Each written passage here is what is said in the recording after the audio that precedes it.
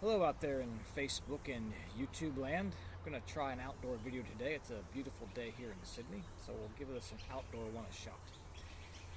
Anyway, what I want to talk to you about is establishing our value. A lot of people struggle with their own personal self-worth.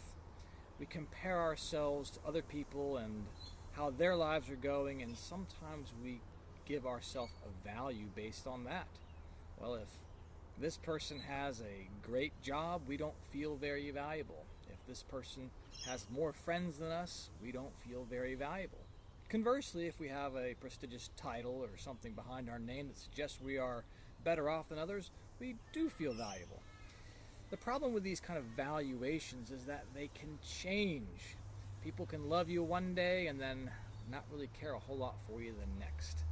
It's not a pleasant reality, but it is the truth.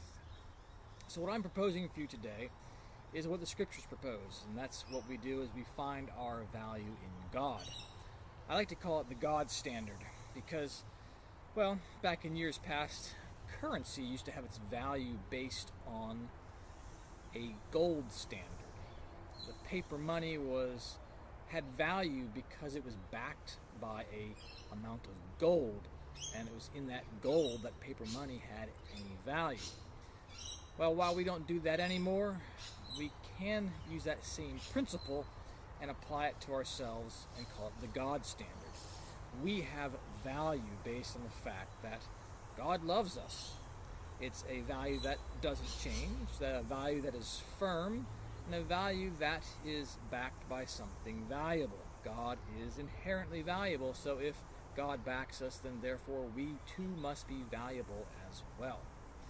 The reason scriptures tell us that we should love God and be in a relationship with Him is because His relationship is steady, it is secure, it is firm, and that way we can continue in our lives knowing that we have value. If we believe that we have value in God's eyes, the greatest value that there is, He has more intrinsic value than anybody else, so if we have value in that, it gives us kind of the emotional foundation to tackle the problems in our life. If someone comes along to us and says, hey, you're not really very good at your job, you need to do this better. If we feel like we have no value already, when we hear that criticism, it will cut us and kick us to the floor. We'll go, oh, here we go again. I'm bad at my job, and here this person has told me how terrible I am. Oh, they're so right, and we fall into the depths of despair.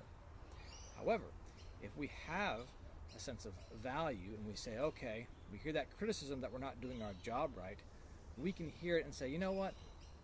They're right.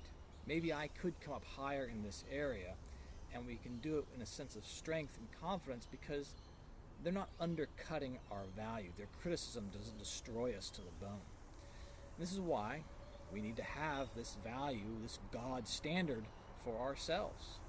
All throughout scriptures, there are plenty of people who had experienced being left out, thought worse of, had people turn on them, but what kept them going was a belief that they were doing what God asked them to do.